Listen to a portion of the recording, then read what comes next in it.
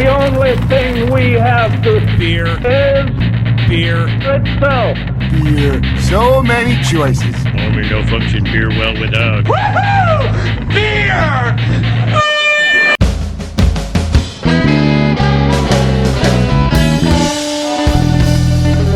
Hello and welcome to another episode of Beer Busters, where we're going to bring you the news and reviews of some wonderful brews. My name is Dan Baker, joined, as always, by my co-host and brewologist, Steph Hefner. and the demented and fermented Wayne Baker. And today we are out and about in Douglassville, Pennsylvania. And I've heard a lot of good things about where we currently are, including some friends who didn't even know that we were going to be recording here. We are at Hidden River. We've got some guys that are kind enough to step aside from the business at hand and have a little bit of fun with us. We have with us Doug, Reeser. And Kevin. Kevin. All right. Kevin, I like it. Very good. But yes, gentlemen, thank you for having us out here. It's a beautiful night, beautiful scenery here, and I couldn't be happier to be here.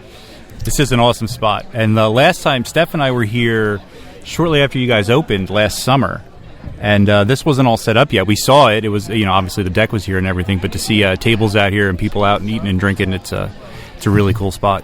I've been here many times, but I'm always inside. The weather just doesn't cooperate when I'm here, so I'm happy to finally be out on the deck. Yes. Yeah, we're lucky we have a really cool spot in and outdoor, I think. Yeah. Very nice. Yeah.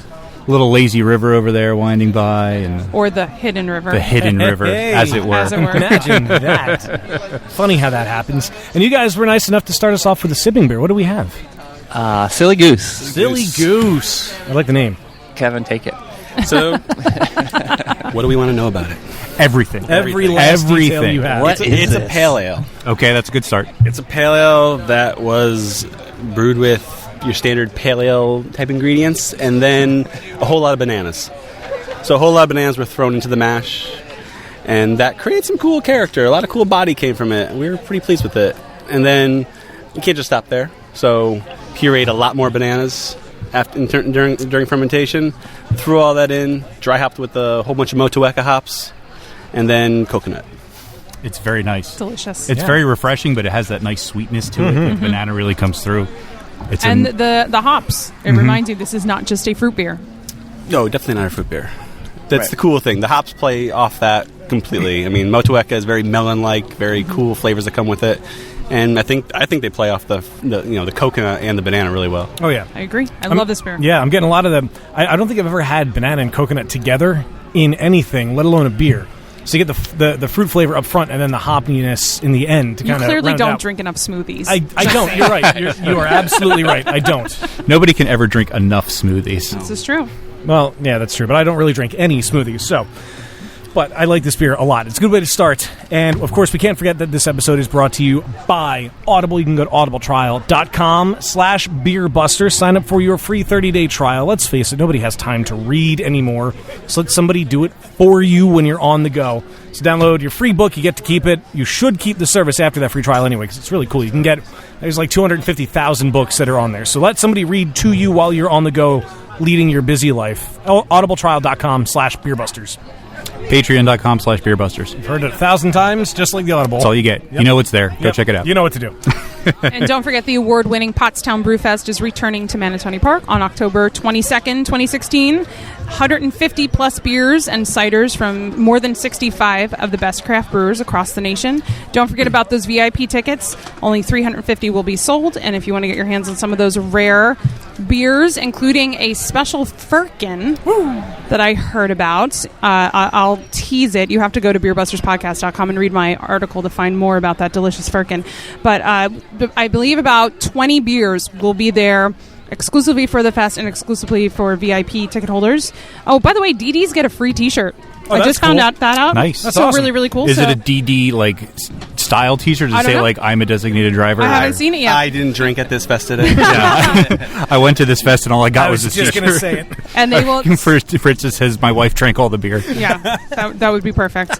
And Sprecher will be there providing DDs with sodas, of course. So, but just a reminder, the updated list: 2SP, Armstrong Ales, Ballast Point, Brooklear Homebrew, Bullfrog, Cape May Brewing, Chatty Monk, Cigar City, Clown Shoes, Concha Hawking, Craft Ale House, who is pouring Oh, fire you took a breath. cans. There's the breath. You took a breath. Who is... I didn't realize I was being...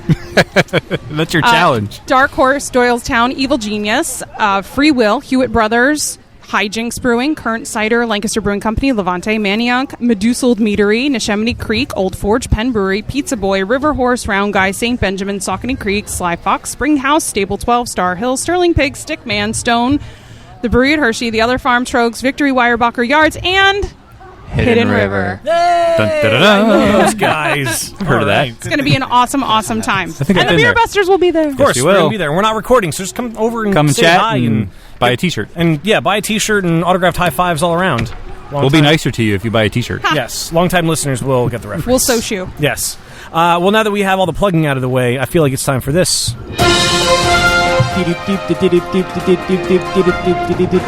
All right. In real-world time, it's been a week since we last recorded, so there's not a lot of new news. However, big news for those of us here in Pennsylvania. For anybody listening outside Pennsylvania, please help us rejoice in this.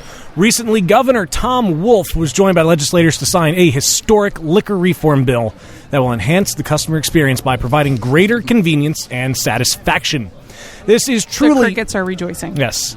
Truly a historic day for Pennsylvania and the most significant step the Commonwealth has taken to reform our liquor system in 80 years, says Governor Wolf. I want to commend leaders and members from both parties in the House and Senate for coming together to pass this legislation, and today I am proud to sign it into law.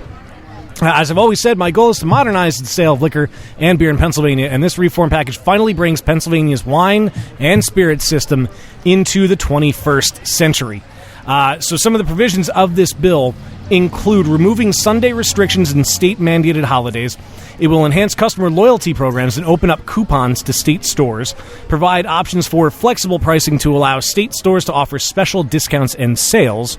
Restaurants and hotels are going to be able to sell up to 4 bottles of wine for takeout. Grocery stores that currently sell beer can sell up to 4 bottles of wine. It will allow for... No, each person can buy up to 4 this bottles. is the Sell wording. up to 4 The bottles store of can wine. And sell that's- more than that's 4 the thing. bottles of wine. Once it's gone, it's gone. That's the thing. This is directly from the state's website. This is their press release. That's excellent. Great job. Allows for direct shipments of wine to people's homes, which I've looked at joining wine clubs before, and Pennsylvania has always been out. And makes permanent gas stations' ability to sell 6-packs. I'm sure Sheetz is rejoicing. Oh, of course. They've been part of this for a long Since time. the beginning. Yeah. The historic legislation is a tremendous leap into bringing Pennsylvania into the 21st century, said House Speaker Mike Terzai, the prime sponsor of the legislation. The privatization bill will bring consumers the added choice and convenience they've been asking for since Prohibition, which, yes, this is the biggest and best reform Pennsylvania can have since Prohibition was in effect nationally. So you will be able to get 6-packs at gas stations. You can get wine at grocery stores, and we are almost... But only 4 like- bottles. Right, only 4 bottles. We are almost like every other state in the country. Getting there. Just Except about. Utah. Except Utah, because they're Utah. Now, here's something else. That was the only story that I had. Now, we're trying something new as Wow. the Beer Busters.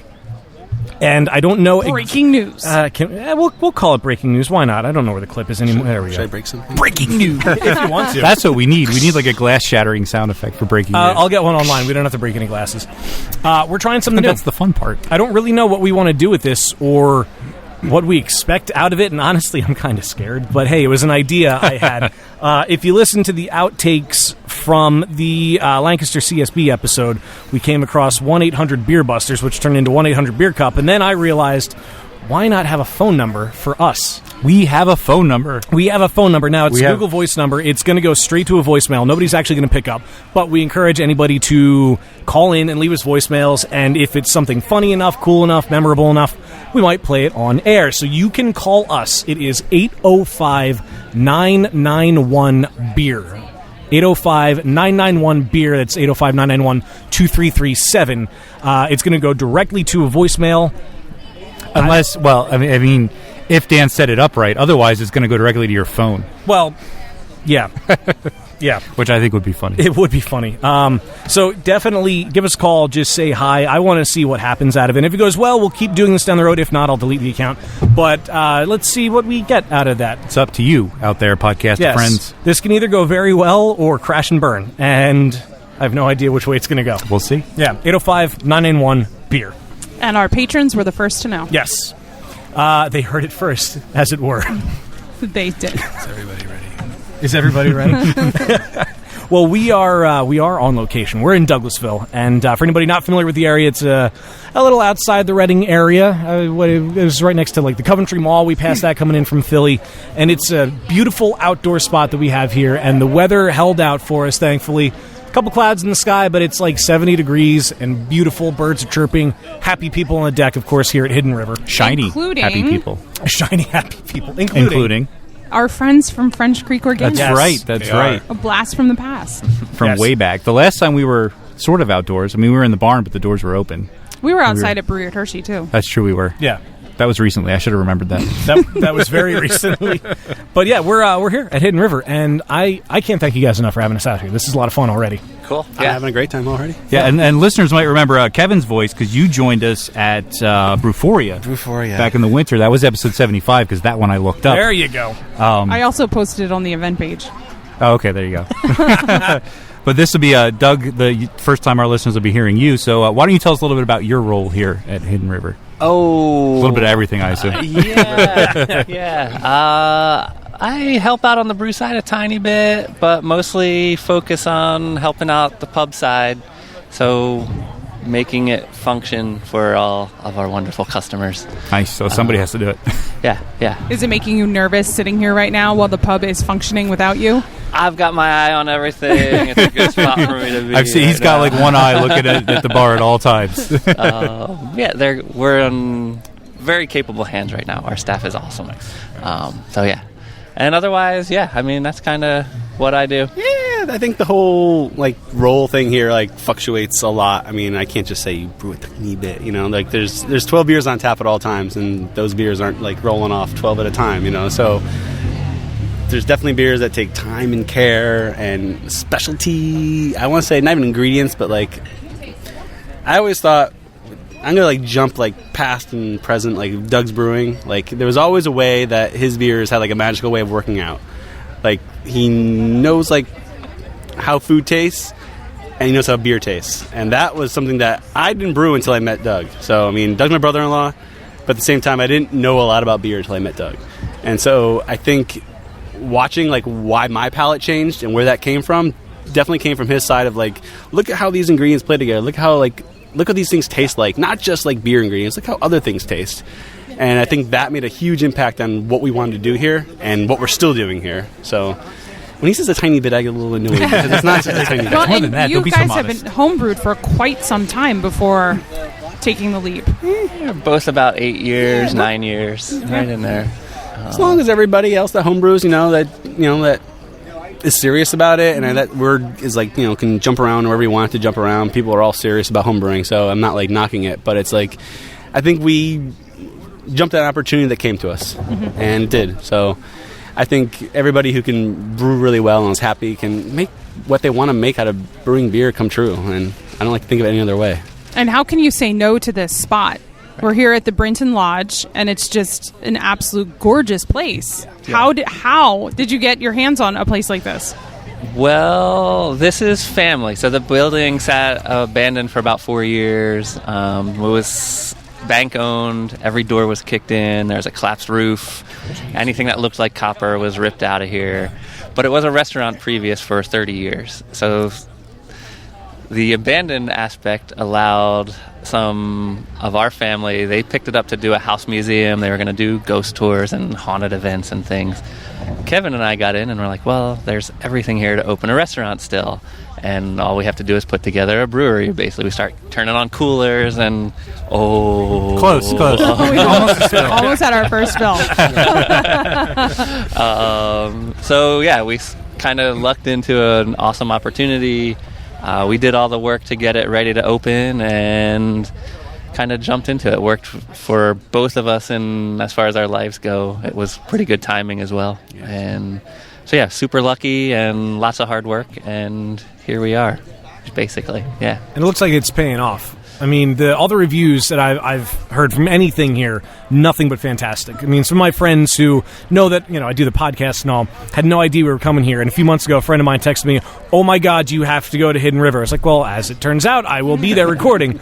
But this is somebody who, it took a while to get into craft beer. So the fact that he can recognize that already, it floors me, just knowing this guy for years. And everything I've had so far has been great. And like Steph said, you have a great location here. This is awesome. And the RateBeer.com award, you got recognized recently as well. Got recognized. Do you want to talk about that? It was a shock. I mean, it wasn't a shock in terms of why is our beer good? It was a shock in terms of we didn't find out. One of our local patrons here told us about it. And I think the award came through at 11 o'clock at night our time, maybe. It was a little bit later. I don't remember. We were just getting our leg pulled, thought it was a joke. Yeah, we're like, okay, whatever. I saw the I think it even came through someone from Facebook telling us, and it's even funnier how that even happens. It's like, oh my God, it's coming through Facebook, and it's all right. And then you wake up the next day and you see, oh, this happened. Hey, I don't know what else to say about it. The award was awesome. Best New Brewer in Pennsylvania. Yes. Or brewery. Best New Brewery? Yeah. Both. That's what exactly. I mean, one implies the other. Exactly. It all means the same thing. So it was, super honored for sure. Totally. I don't know exactly how we got that recognition on Rate Beer. Not sure how it works really, but somehow they said our name out in California somewhere. Somehow I think it has to do with rating beers, probably. More than you would think. Yeah, that kind of makes sense. Online too, with the .com part. But we're honest, we don't have a huge Rate Beer presence. I mean, there's a lot of rating sites, and Rate Beer's not one of a huge presence on, but we have a presence on it. So it's still for us. It was this is an honor. So that's awesome because someone from Rate Beer, whether they be a patron here or someone who has influence on it, said, "Hey, these guys are making great beer," and they're new, and they're in Pennsylvania. Let's put those words together. Yeah, yes, that's pretty awesome. Yeah, so you guys are pretty new onto the scene. Just had your first anniversary, right? Not yet. Or not yet, coming up, rather. Yeah, coming up. Yeah. So within your first year, you were able to get this much attention, and what I was blown away by is that you guys haven't repeated a beer yet, from what I saw. So how many are you up to? How long can you keep that up? How long can you keep that up? No. How many are you up to now? How many different beers have you had on tap? Well, not on tap, but or brewed available, so far. Yeah. Well, things that even in the fermenter, 126. Oh, geez. Of individual beers, that was not non-treated kegs or things like that. So you might see higher numbers on other sites, but actual beers through fermenters, 126. And how big is your system, and how much fermentation? 3-barrel system. 3-barrel. So you're system? brewing constantly. Yeah. Every day. Not every day. Some weeks it's every day. Some weeks it's not. Now, how do your customers respond to the idea of nothing's been brewed twice? Sorry, it was good, but you missed it, or no flagship beers? Do people embrace that? In the beginning, people were a little skeptical, but I think in the end, it's sort of been a beneficial move. We release 3 to 4 new beers every week, and people are into being oh, what's new this week? I can't wait. And then usually beers are on for anywhere from 2 to 5 weeks, say. So it gives people a chance to have things more than once, but then also look forward to what's new. And I think the beer scene in general is kind of going in that way. What's the new thing coming out on market? Yeah. And what can I check in on tap today? Right. I haven't had before. I don't know anyone like that. I don't know. So it plays well for us in that way. And especially because we still have new people who don't know who we are. A lot of people don't. A lot of people do. So those people who haven't been here before, some of those beers that may be on for that 5th week, they may be a great beer still, and it's we really want them to have it too. Because maybe that was a beer that wasn't an IPA. It wasn't something like that. It had a really cool flavor profile that's still on, and it's just kicking, and they get to hear that 5th week, they get to have it, and then With that being said, we get a lot of requests. When are you brewing? When are you going to have a flagship? When are you brewing this again? But, so what was that a conscious choice on your part to not repeat you? So what inspired you to that madness? Madness, perfect. Partially, it's great on this side of the bar when you're drinking the beer, but I imagine that's a big part of it. Ultimately, we were beer drinkers. Yeah. I mean, we were beer fans both. I started drinking craft beer in the early 90s, luckily and randomly. So it's just one of those things. I knew how I drink and how I like to brew also. I wasn't necessarily home brewing the same thing over and over. And it just seemed we're trying to hone in on recipes. Sure, styles. I mean, how many IPAs have we made? Maybe 40 or so. Who knows? But I mean, that's the whole thing. It's you can do so much with ingredients, so much with hops these days, so much with just changing the malt up. I mean, there's not a whole lot of different ways to make an IPA, but there are in their own way, so it's still cool. I mean, we're still having fun every single day. I think the best part is like waking up, having a brew schedule, but maybe not having one, and saying, let's change this today. Yeah. And the other day, a beer was getting ready to be made, and I think 6 a.m, I texted the assistant brewer, and I said, hey, it's not happening. I'm doing something different today. Nice. And that's a cool part of a day. That's and cool. you've brewed with a lot of really unique ingredients, like different herbs and spices and fruits. It seems like you're brewing with things that not many other, if any other brewers are brewing with them at all. Yeah, I think that's what we try to do. We're fortunate to have that stuff readily available for the system we work on, where we're not trying to get super massive quantities to do something with, but we have enough that satisfies what we want to make and what we can put out to people. So we don't need a ton of a fruit, for instance. We Right. need pounds of a fruit, so that makes it easy for us to access ingredients. And mostly we try to keep it all local, but we live in a region that stuff grows, all kinds of stuff. We live in a great growing region. Lots of deliciousness to be had in Yeah. Pennsylvania. Yeah. Absolutely. And you've worked with local orchards like Weaver's Orchards and Weaver's. local herbalists. Herbalists, couple farms, Weaver's Orchard. some CSAs, Yeah. people who have this stuff and are telling us this is what we have. Like people who are excited to work with us, and we're excited to work with them. So when they say, "Hey, we're foraging this week," they have these things available. What great inspiration. Yeah, like there's just stuff out there that you can, like that they want to give you or that you want to buy too. It's like, oh my god, I didn't know we'd be able to get this now, and we can get it. Even customers. I mean, they catch on to what we're doing and how we're trying to source local and be creative. And they're like, well, I have a pear tree and I can bring you 40 pounds of pears. Sure, bring them over. So, yeah, even that kind of stuff That's is pretty happening. awesome. Now, you also have a small pub menu here. Do you also locally source the ingredients for the food that you serve at the pub? Yeah, the pub food that's completely local. Everything but like oil and vinegar and occasionally some lime juice or something. But that we work with 2 bakers, meat guys, 3 creameries, and like 4 farms. And we source literally everything on the menu comes from within about 15 miles from here. So we're pretty awesome. Yeah, we're pretty psyched about that, being able to do that too. Now, I know using local ingredients for your menu is awesome, but it also takes a little extra effort because you don't always have the distribution. Like, you have to go get stuff yourself, Right. We drive around every week. They don't have refrigerated trucks driving, coming up and dropping things off. So you got to really want to make that effort. And Yeah. I think the other part's having that relationship with those people, that you're not just popping over to grab your stuff or they're not just dropping it off. I think Doug can speak for this. It's like you now get a relationship where they know what you're trying to do. And especially for us, it's we're not just a restaurant, we're a brewery too. So it's like we have so many aspects of what we need from them, and that we hope to grow that relationship with, in many ways. Yeah, it's been cool in the sense that we're a small family-owned brewery, and through the pub and foremost the pub, but also through the beer side, we've been able to build relationships and support a dozen other small family-owned businesses, producers, creators, and they come here and drink, we go there and eat, we have dinners with them and all that kind of stuff. So it's sort of creating a producer community as well as a community of customers that, like right now, we have a CSA pickup on Fridays where people can sign up to get growler fills, and one of the farms we work with drops off all their veggies for the week. And so Oh, that's cool. That's really great. cool. Yeah, that's really awesome. Now, you're making this sound all like wonderful here, but I have to imagine you've experienced some challenges here in your first year.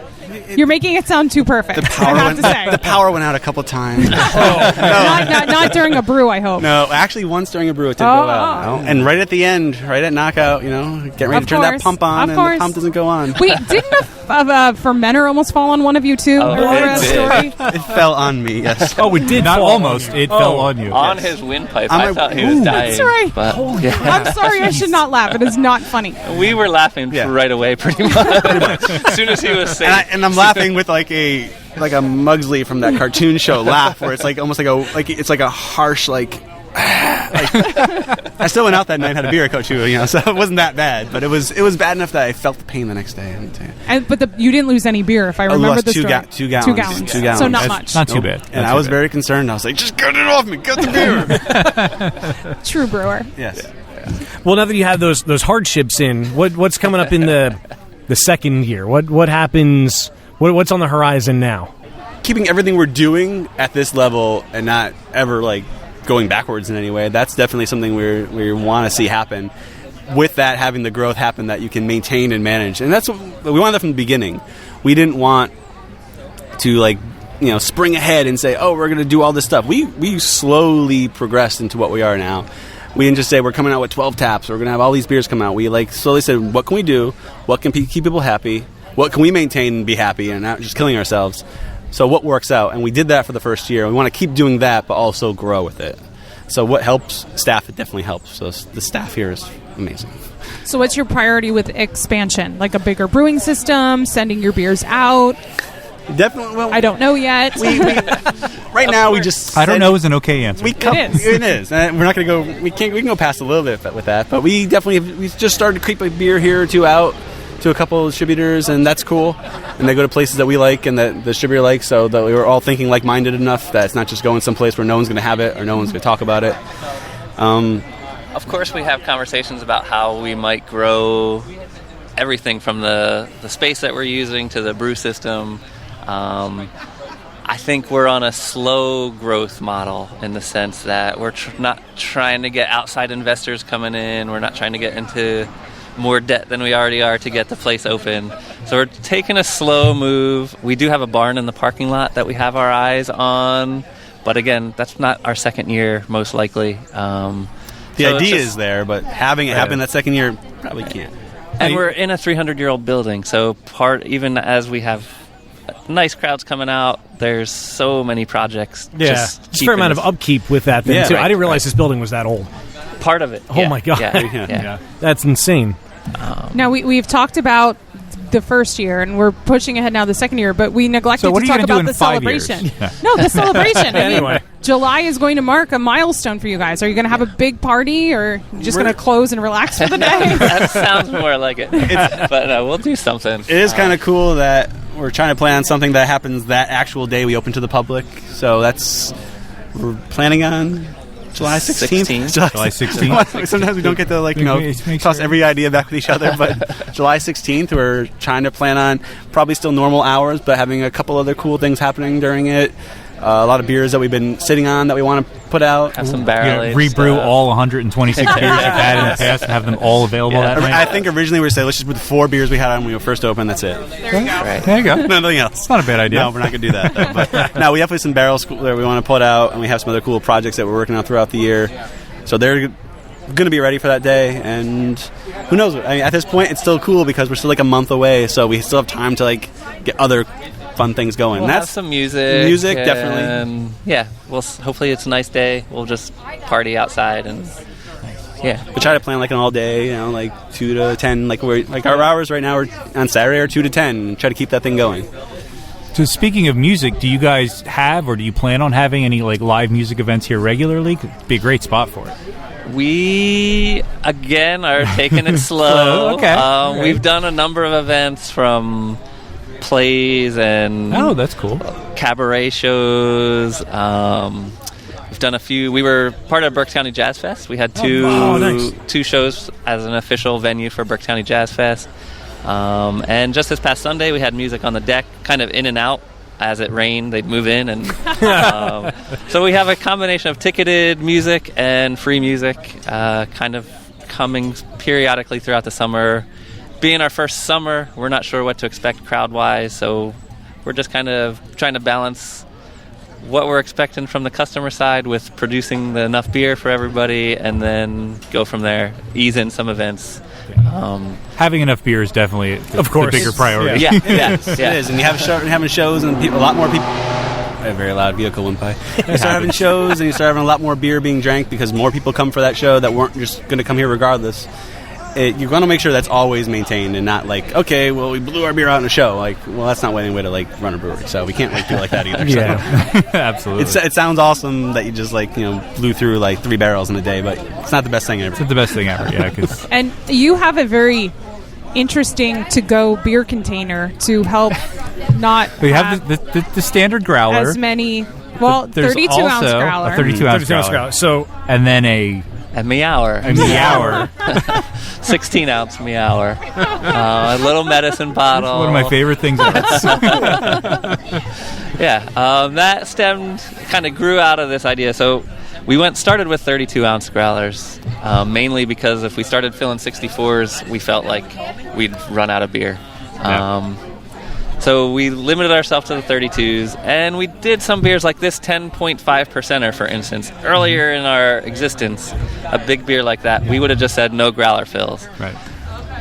We still wanted to let people get it, so we started looking like, well, is there another smaller bottle? Where did we even find it first? We were doing the kombucha. The Kombucha things. So those kombuchas that you get at like health food stores come in brown little bottles, and we were filling them for ourselves. And it's like, this is a really good idea. Can we get these for the brewery? And sure enough. So who came up with the name Meower? Oh, definitely Doug did. I can't take credit for that. Jillian, okay, great. My partner, and who works hard on the pub side, she brought it in. She also works at Glasslight Studios in St. Peter's Village. She brought one into one of her bosses, and it was the wife of the couple that owns that. And she's like, if that's a growler, what do you call that? A meower? And it was like, perfect. Yeah, it stuck. And I literally just got it. Growl and meow. Took you a bit. I'm usually the one who's slow on the uptake of those things, Dan. No, I was about to ask, what's the correlation? And then it came from a complete non-beer drinker. Nice. Even better. Even better. I really like Squealer. I just want to put that I was gonna bring up the Squealer. Meower's really good too. I don't know. I can't decide which one I like. No, because we had Growler 64. The Squealer was a 32, and then there's the Meower. Oh, okay, yeah, that's true. Okay, yeah. So right. So you actually technically have Squealers and Meowers. Squealers. Okay. That's the lingo, and then we are Squealers.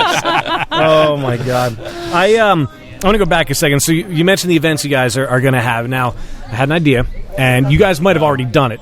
If you have a 300-year-old building, and you were saying that when the family bought it, they were thinking of doing like haunted houses and stuff. Did you guys do anything for Halloween? Like, I can imagine that being a big like murder mystery haunted house kind of thing. Before there was a brewery, that was already something that was happening. Yeah. So you can talk more on that since you were part of that. So the family's on the property about 3 years now. So first 2 years, we did like a haunted house kind of thing on the first 2 floors of the building, and the building is also haunted. I don't think that we mentioned that. Oh, like that's actually... Oh. It's a thing. I didn't know that. Like one of the top 10 haunted buildings in Pennsylvania, according to haunted websites. people. Not ratebeer.com. Not ratebeer. RateHauntedHouse.com. Yes. Best new haunted house in Pennsylvania. That has beer. Yeah, we got that one in the bag. Definitely. But yeah, so it's been like a known haunted site since the 1970s at least. That's the first time like you can find articles in the Reading Eagle about it being documented. So wait, what's the story of the haunting of it? Like what's the deal behind that? Well, okay, so when people die... I know the concept, but like who died? Why do they haunt here? What did people see?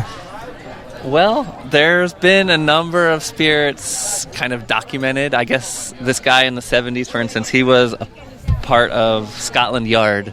This is in the 1970s, back when like the FBI and Scotland Yard they were going on the psychic leads to solve cases and stuff like that. So this guy worked for Scotland Yard as a psychic. He was flying over to the States, and he had a vision about this place. He landed, sought it out. One day this will be a brewery. Yeah, one day. He sought it out and found it and documented 6 spirits here. I don't know how anybody would know who they are, but we know some people died here. Caleb Britton, who it's named after, he died in the building. His mother died here. One of the workers that was building this back part of the building that we're looking at now was built around 1900. One of the workers died building it. A gardener hung himself in the basement. I don't know. There's more. Stories that go when it was a restaurant, and things that people who worked here when it was a restaurant previous to us saw.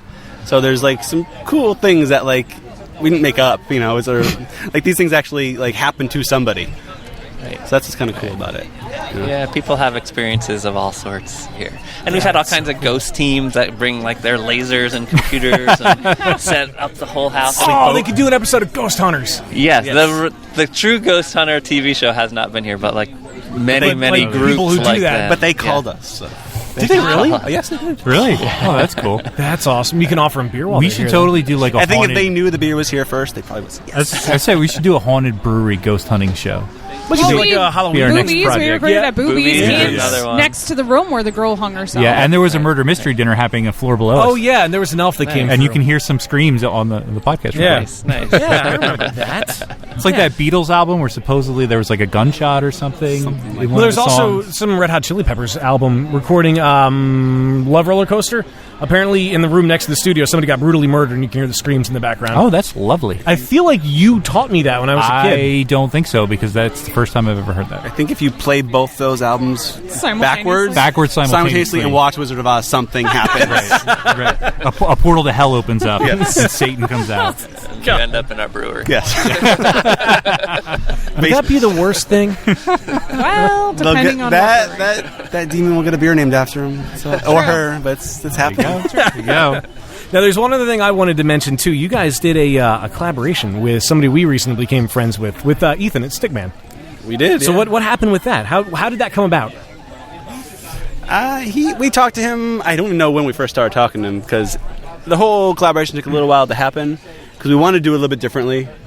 We want to do one here with something that he wouldn't necessarily have the ingredients for on a different system, and he wanted to brew the beer here, and then we wanted to go and do it at his place of something that we can't do on our system. And so that was the whole idea behind it. And so I think we went back and forth with him for a while. He reached out to us. He reached out to, definitely reached out to us. And you were there when he first opened, so you were there right around, opening weekend or something like that, right after it happened. Yeah. And then slowly kept in contact with him. And he came here and we brewed a Golden Strong, his style. Malts he wanted, the hops that we had on hand, our yeast, something. So we weren't trying to make something that like we had to go buy stuff for. He wanted to make, this is what you have on hand, this is my style, this is what I want to make. Something I don't really carry. And then we said, cool, let's do that. And so he came here, we made that beer. And it's non-funky. It's non-funky because Non-wild. all his beers definitely have a certain amount of funk to them, open fermentation, a lot of cool aspects to them that we don't do. And so I don't think he's actually had a chance to see what his beers taste like that in a long time. So that was a cool way of doing the collaboration. And that happened, God, I want to say that was in April, maybe early April, maybe early March. And then it's Golden Strong, it came out awesome. Then we have one keg left, I think, still, so we're still serving that. Oh, cool. And then finally our turn came, and, just CBC was in Philly, and all these things were happening, so we were always, putting our schedules off, and then we finally got a chance recently to go do it. And we wanted to brew something that, we like to make hoppy beers, it's not what we like to make, but he doesn't make a lot of hoppy, American-style hoppy beers, so we wanted to do that, working with his yeast strains. And so we thought of an American hoppy wild beer, and that's what we made. And what is it called? Collaborative Conundrum. That's the one that'll be available at Stickman. That's a Stickman one. And ours was called High-Minded Frivolity. High-minded frivolity. That's cool. Very nice. That's awesome. And so that was during CBC, so that was pretty recent, too. Yeah. Awesome. Now, which do you prefer? So he does the open fermentation. Have you guys done anything with that before? Was that totally new to you? I mean, the concept not new, but Right, doing actually it, working it. with it, yeah, that's his system, so that's what we're doing. We've done tiny experiments for, say, one-off kegs and stuff like that. So we've played with some wild yeast, but we are careful with it. Yeah, right now we're just not set up to be doing sours, and we have the capacity to do it. So we're kind of holding off on doing not necessarily sours, as Doug just said. We'd have some experiments and projects going on that we're working with, but as we grow, that grows. And so instead of jumping right into it, never doing it commercially before in terms of a sour aspect where it's not just something you jump right into, we kind of have been taking our time working with what we like to work with, seeing how what we're going to plan on doing here in the future will work for that. And so working with Ethan was pretty cool because it's nice to get another feel for how it's done on a level of someone who's done it before. Definitely. That's why I think at some point you need to have a cool ship out by the river, get a little wild yeast from the Hidden River itself. I 100% agree. Yeah, I think that would be really awesome. So speaking of beer, put that one in the bank. Don't forget that. Speaking of beer, I'm thirsty. Yeah, Okay, I feel we like need beer. Steph is thirsty, so I feel like we should... Beer me! Beer me! Beer me! Beer me! So we lost somebody, but we gained beers. You gain beers. Yes. Yeah, we traded Doug for some beer. Yeah. That just means he comes back with like 6. So that's All right, even That's better. fine. Yeah, Good. he's allowed to go then. That's No, okay. he's got to tend to the business. Well, that's And- what happens. That's why we extend slow growth, because you know what? He's got to rush in there and do this stuff right now. And Yeah. Yeah. it's a major part of this. Oh yeah, Absolutely. absolutely, Definitely. And it's cool that you guys are still so hands-on with Yes. it, which is great. He's especially hands-on with the pub side. I mean, he knows the in and outs of everything. He's got definitely a lot of great help, and they know just as much as he does, but at the same time, someone's got to run it. And so he's definitely, like, saying what's up all the time. Nice. But you were kind enough to bring some beers out to us. I brought some beers out. Yeah, which is always good. We like seeing those. We have 12 on tap, so I wanted to get all the flavors that we're Challenge trying to do. accepted. Plenty Yeah, to right. choose from. Yeah. Now, you brought them out in a certain order. Is that the order that we should drink them in? No, you can No. go any order you wish. All right. Steph, pick one. Oh, that's the order I wrote them down. No, and now we you're got to making do it them in the order we complicated. All wrote right, so them we're down going to do them in the order we wrote That's them how they're down. written down. That's how we're doing it. All right, so that's how Come we're doing on. it. So that's Stay the organized. predetermined order. So we're starting off with Jada Bloom. Jada Bloom. Okay, so what is Jada Bloom? Jada Bloom is it's a Saison. I'll let you start with it then. Oh, Wayne. since it's a Saison, I get to start. Yes. Saisons were something that we definitely wanted to go with from the start, knowing that we can get some cool fruits and herbs that we can work with beers. It was something we wanted to keep on going, and this is a continuation of what we really wanted from the start, which was not just a Saison, something with good additions that complement the yeast, complement maybe hops, complement something that's going on in that beer. So this is a Saison brewed with ginger and hibiscus, and then hopped with mosaic.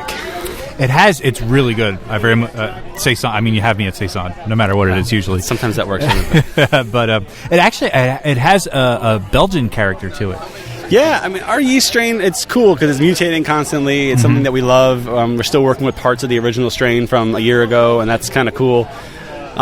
It's definitely, our Saison strain is definitely an intermix of a couple different cultures, and this is, if you just work with it right, you know what flavors you're going to get out of it, and we wanted this to be something that really worked with those somewhat peppery, cool phenolics that are coming out of it that work with the hops of like that cool fruit flavor you can get from mosaic at the right, wort, and then something that with the ginger and the hibiscus coming through that would also like not overpower one another. Hops we wanted to be a background note, but they wanted them to play off the ginger and the hibiscus the most.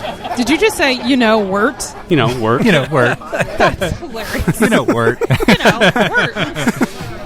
But it starts off with like a sweet Belgian-y character, which I was surprised by, and then it sort Should of I let you thank finish you. it? Yeah, she passed it back to me. But then that the floral notes come in, and it kind of dries up at the end, and it gets a little more crisp. And our Saisons definitely dry out big time, and that's something we want to keep going with. We like that character of Saisons. It's something that, like I said, we're kind of limited on what we can do with a lot of our beers on our system and how our fermentation goes. And Saisons are something that probably takes the brunt of that because we don't let them just ramp up in temperature. We don't let them do a lot of things that I like Saisons to do. But we're learning to work with what we have, and I like what we're getting out of it. And so the fact that we're doing a lot of Saisons still, just like IPAs, is kind of cool because it tells whatever we're doing with it, people like it. People like the flavors that are coming out of it. That one in particular, I love. Good time of year to come out with it. it's very nice. And it's got a nice like rosy peach color to it. I meant to mention that, and I Which is totally really, forgot. really Hibiscus, we wanted at least that to not just have that cool floral note, but a little bit of the color to come through on that too. Just so, it's hibiscus. I normally don't like things that have ginger in them, but I really like this. And you get a little bit of it in the aroma, and it's not overpowering in the flavor, and that's what I really like. That was a big part of it. You can easily overdo ginger, and that could be a good thing, but that can be a very bad thing too. And especially if you're just trying to work with it and trying to work with like mosaic. We like to work with hops here, definitely. We're not a hop forward brewery, but we like to work with them. And so if you can have those cool accents come through too, where they're noticeable, because it's just single hopped with mosaic and dry hopped with mosaic, but at the same time, not lose that with ginger or hibiscus. Not like, it was in there, but we didn't get any of it. So we wanted that to come through a little bit. Yeah. I like what you did with it. I really like, as a non-ginger fan, in more ways than one. Okay. I really like that beer. All the redheads love. Thank you. Oh, it was a 90% redhead population here tonight, and they're gone, everybody. Oh my God! There goes Yep. No. You cleared the room. No. His If hair. they're all gone. redheads, head. is that really a bad thing? Yes. He's just sunburned on his head. That's wrong. Moving on. Moving on. So what's up next? No motion detector. No motion detector. First things first, what's up with the name? Where'd that come from? No motion detector.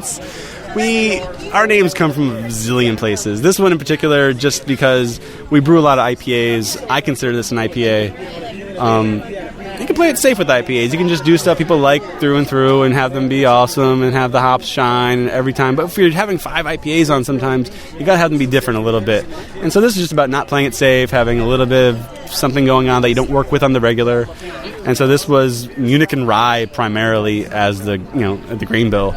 And then just coming through with some hops we like to work with. So there's Simcoe in there. There is Columbus in there. Just something to accent those grains. So again, we're not just working with grains for fun or just to make it different, but also like to play off the flavors that you get from those things. So is it maltier than most of our IPAs?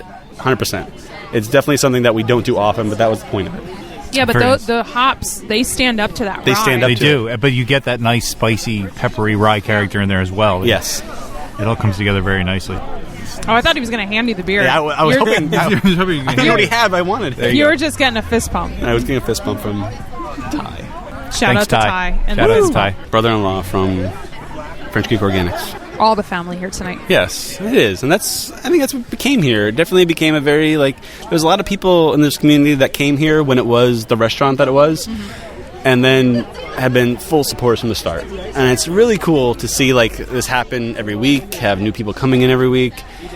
Like Doug was saying before, they bring us fruit. Hey, I got this growing. Or some people saying, hey, I grew some hops. Do you want them? And that's all awesome to us. It's nothing's too not cool for us. So. Too not cool. Well, yeah, too not cool. So, and I see that when I see like I said, I don't work the pub very often, if not at all. But when I see people here that I've seen since the beginning, it's cool to see they're still coming here a year later.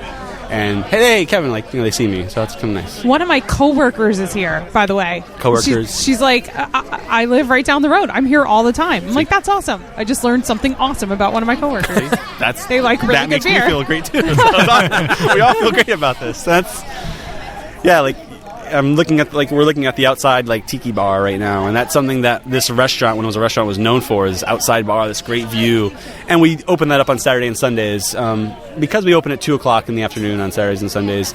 4:00. I think in this circumstance we had a podcast going. We could have opened up tonight, but again, staffing, all those things, we want to keep consistent, want to keep regular, want to keep everybody that's whether here for listen to the podcast, or whether they're here for just regular, they know what's going on. We want to keep all their experiences normal, if not just great. So opening up out there, that might mean a lot of things. So we're playing all that by ear. Even a year. Maybe that seems like, oh my God, you're still playing it safe, but no motion detector. Oh my goodness, look what he did. Coming back around. Look what he did. That actually hurts. All right, what's next? Sun up. Yeah, sun up. One word. One up. One word. Sun up. Sun up. Sun up. And I can't remember why it's called Sun Up. Fair enough. This is a total shout out to our assistant brewer Josh, who has taken the reins big time recently. He wanted to do a saffron beer. He's a foodie. He wanted to make something with saffron, something that saffron was primarily a big part of. He was doing experiments at home, and he's like, we can do this, we can do this, we can do this. And then I took about a week off recently for my kid to be born, and Josh is like, well, congratulations on that. yes, thank you, Tobias, you're born. And Josh, I said, what are you doing today? He's like, I'm brewing Sun Up. I'm like, all right. So I wasn't here for it. I didn't know anything about it. It's just a beer he was really, really proud of. He wanted to be like a session ale, not pale ale, not IPA. He wanted something where the saffron was a major part of it, whether you get that from as a bittering agent, but he wanted it for flavor. So it's hopped with 5 hops. It's still hopped with Nugget and Simcoe and Columbus and all these things. Chinook probably is in there.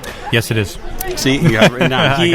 I got the notes. He had all these things he really wanted to be in that beer, and he's a very methodical brewer. I really like working with him on a daily. It's pretty cool, and his flavor profile and what he likes really worked with what we're doing here. So he joined us in February, been a major part from the start, and is continuing to be a major part. So he does a lot of brewing, especially now. He texts me every day, every night, telling me things he's working on, and ideas are off the hook. Awesome, I love them. So I give a big shout out to him because he's definitely been a major part of the brewing here for the last couple months. There's a really sweet aroma to it. I think that's the saffron. Yeah. It's a little bit some caramel malt. There's a little bit of I think it's like Cara wheat in there. Just maybe that's the only other malt other than Turo, and then maybe a little bit of Munich in there. It's just something to play off those. I think for him, I think he was looking for a little bit of that saffron character to have something to work with, and not just be an herb bomb or an herb trying to work with hops. I think he methodically thought that one out, and I really wish he was here to talk about it a little bit. He's on his way to South Carolina right now. So. Oh. Did you guys happen to read? I was going to say it. I know. He was here this morning and he's working, and I'm like, tell me about sunup. Tell me about sunup. Tell me about sunup. We have to have it on the menu tonight. And that whatever I got off him is on that menu. That's what's A written, healing including herb, saffron, has been used to treat measles, bladder, kidney and liver disorders, diabetes, alcoholism, and depression. So you can... Doug will back tell to the you beginning everything of that about description, everything if too. you can give him the time. The very first sentence of that description is my favorite part. Sunup is a magical ale. Magical ale. It is. You can drink beer and cure alcoholism. I think that's something we're looking for long term here. Maybe in our first or second year, but maybe third year we're looking to cure that. So it will happen. Year 5 is world peace. 5 is world peace, and then we're going to resort back to just alcoholism in the beginning. Well, 10 is colonizing the galaxy. Well, at least Mars. 10-year plan. Is that where Galactic Parallels comes into play then? Galactic Parallels. Is that one of the beers? Oh, that is one of the beers. We'll fly through. Hopefully we get to that thing. So I can talk about Galactic Parallels and galaxy things forever. Oh, we have to drink that beer then next segment, because I want to hear you talk about We'll fly through those. As do I. I like talking about galactic things. But we've... Galactic things. Like galaxies? Things. Yes, like galaxies. and things. But there's one more beer on the table in front of us. And this is another one. I like the names of your beers. Thank you. So what is Engaging the Bedlam? What does that mean? Where did that come from? Engaging the Bedlam. Okay, again, I'm going to give a quick shout out to Josh here for this one. This was another beer he was working on. It's another Josh, by the way. They're keeping score at home. So many Joshes. I swear. No, we're at opening tap in Philly last week, and Josh from Deer Creek's there, and Josh works with another Josh at Deer Creek. Wait, yeah, there's original recipe Josh and extra crispy Josh. Exactly what Josh Timus Prime. Good hair, Josh. And Josh was here. Josh was there with me at opening tap, and all these Joshes are there, and I'm like, this is just ridiculous. Hashtag all the Joshes. Hashtag Josh. All the Joshes. All the Joshes. I will allow that hashtag. Anyway. And it's getting very funny.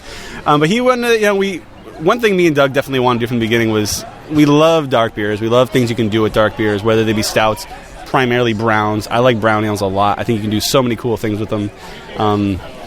Wee heavies. I'll talk down the line about cool dark beers that we like to work with. But this is a brown, hopped with lemon drop primarily, which is a hop I like.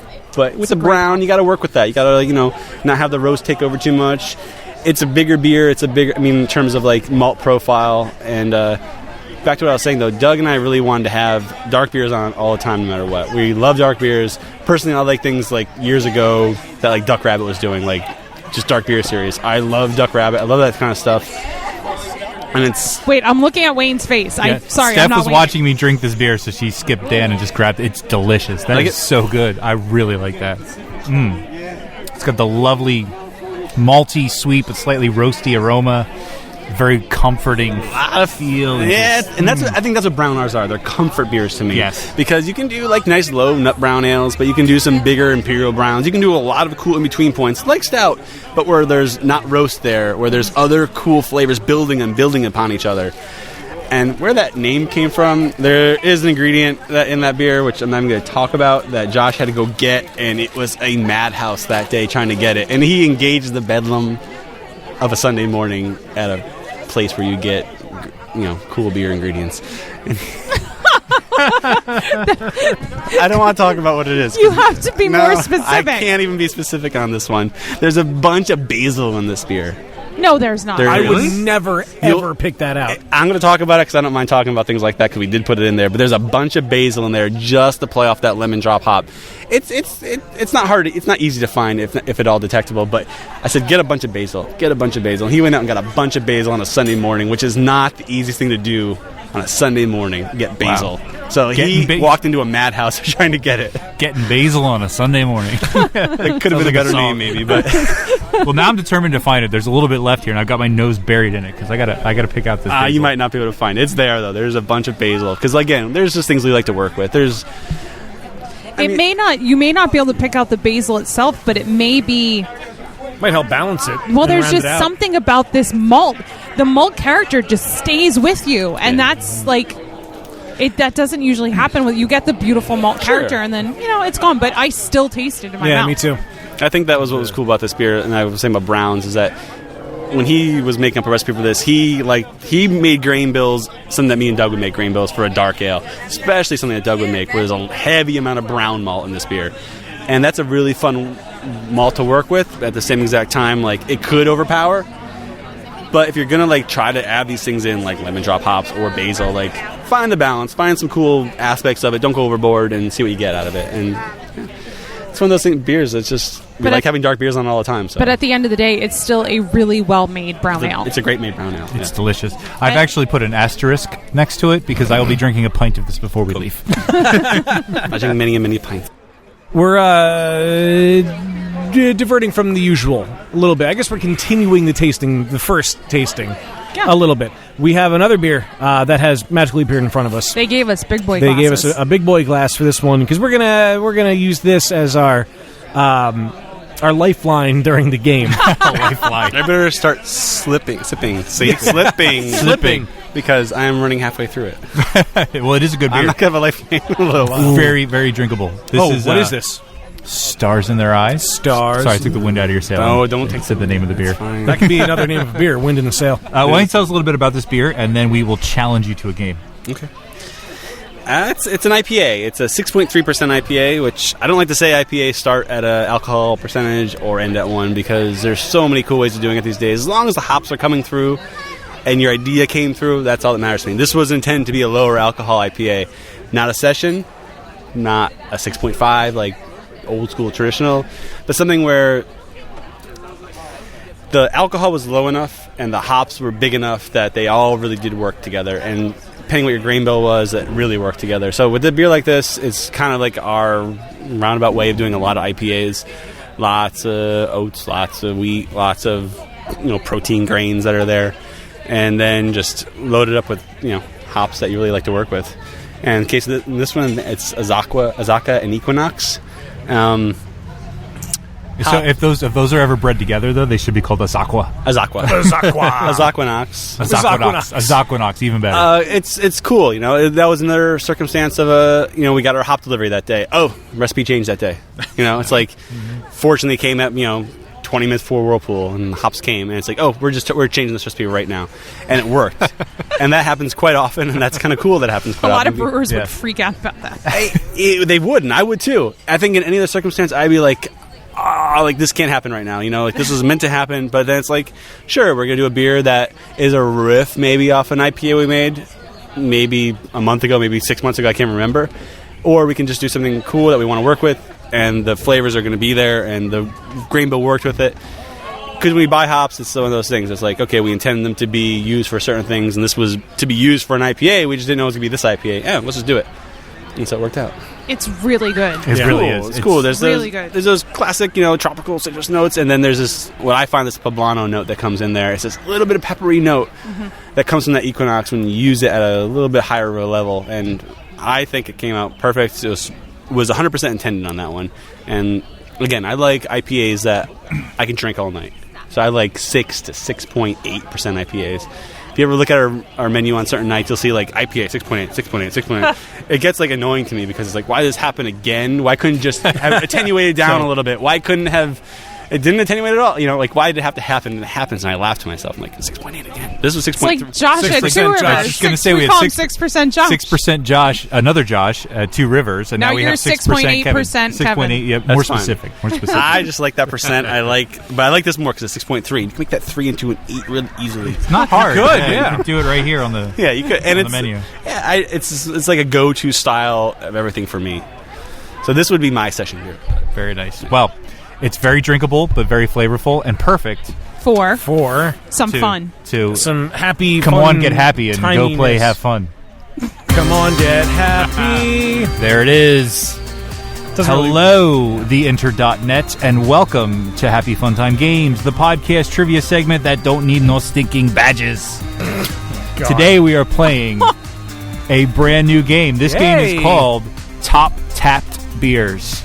These are the top-rated beers on Untappd in various categories as of yesterday, because that can change. This is true. So this is based on what were the top beers yesterday. So I'm going to tell you the style.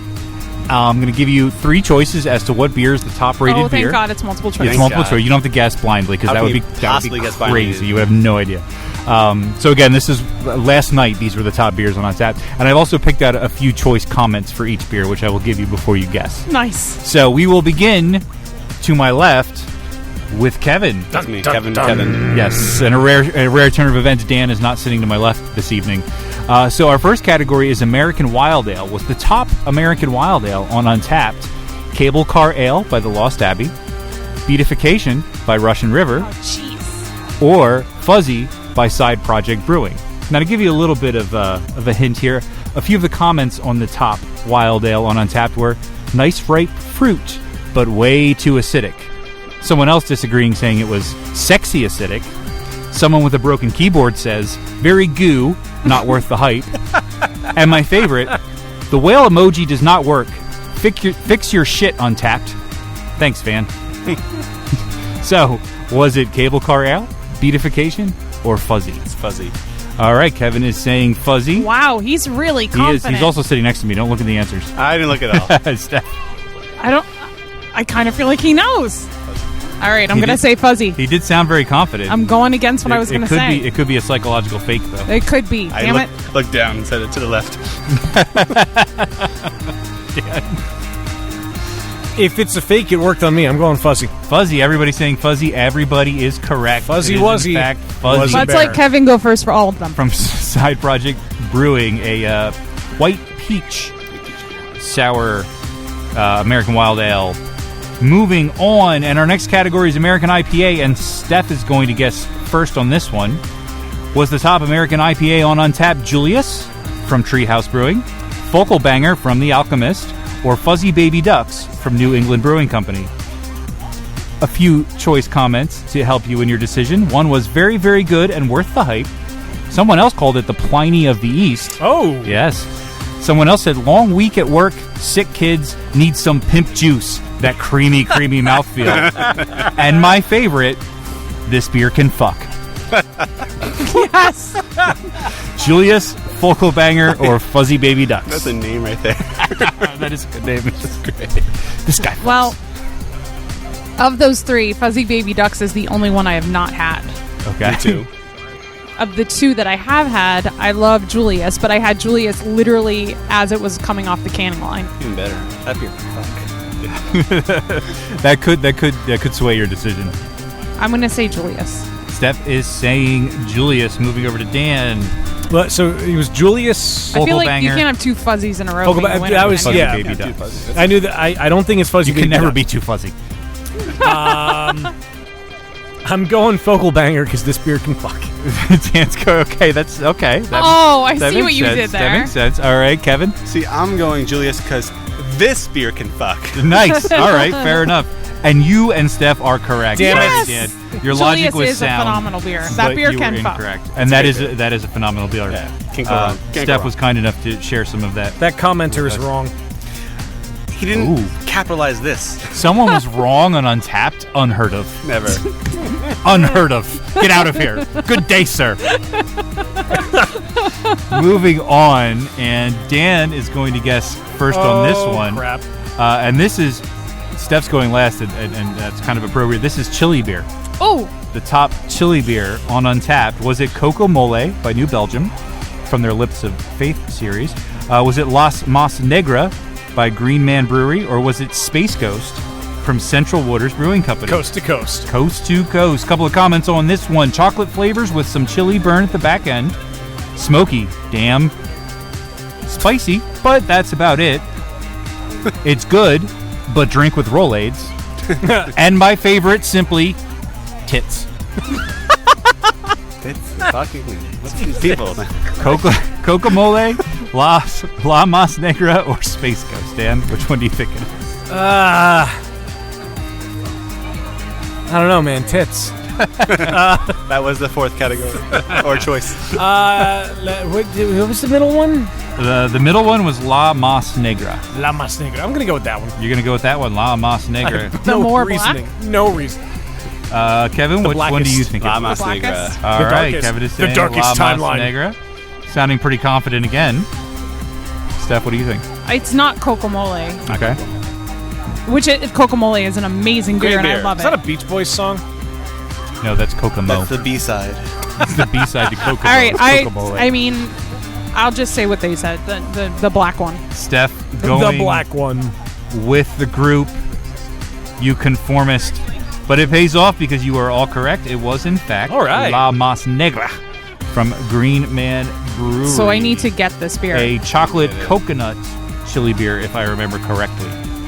And moving on to our fourth and final category of this part of the game.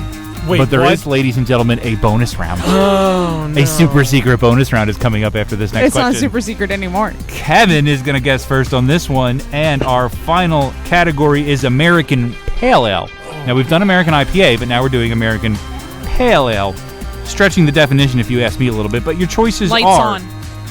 That's Double my Dry favorite Hop style. Pseudo Sue from Toppling Goliath, Zombie Dust from Three Floyds Brewing, or Nelson Sauvin Single Hop Pale Ale from Oh, Hill jeez. Farmstead. I know, difficult choices. A couple of comments on this was, yeah, that was fantastic. These fucking guys. Tongue scraper, please. And my favorite, God damn, that's good, orgy in my mouth. What the hell? Double Dry Hop Pseudo Sue, Zombie Dust, It depends what year I'm in. I mean, I think or Nelson Sauvin I Single want to Hop. say it's the Hill Farmstead just because I want to say it. And I know that's not a tongue scraper from Zombie Dust. It's great beer in general. So, Final answer? Final answer? It's Hill Phone a Farmstead. friend? It's Hill All right, so you're selling the Nelson Sauvin. eh. Moving over to Steph. Oh, see, if I say what he says, then I'm definitely at least tied with him. But I kind of think it's Pseudo Sue. It'd be pseudo. I'm going to say Pseudo Sue. Steph is saying Pseudo Sue. Of the three, that was my favorite. That is a very good beer. Dan, Pseudo Sue, Zombie Dust, Nelson. Nelson Sauvin Single Hop Pale Ale. Pseudo Sue. I'm going to side with Steph. Gonna say Pseudo Sue. Studio Sue. Dan and Su- Steph su- studio. agreeing on this one, and you guys are correct. Yes! It was Word. Pseudo Sue. Now there is a bit of a I own Untapped. I've never had a Toppling Goliath beer.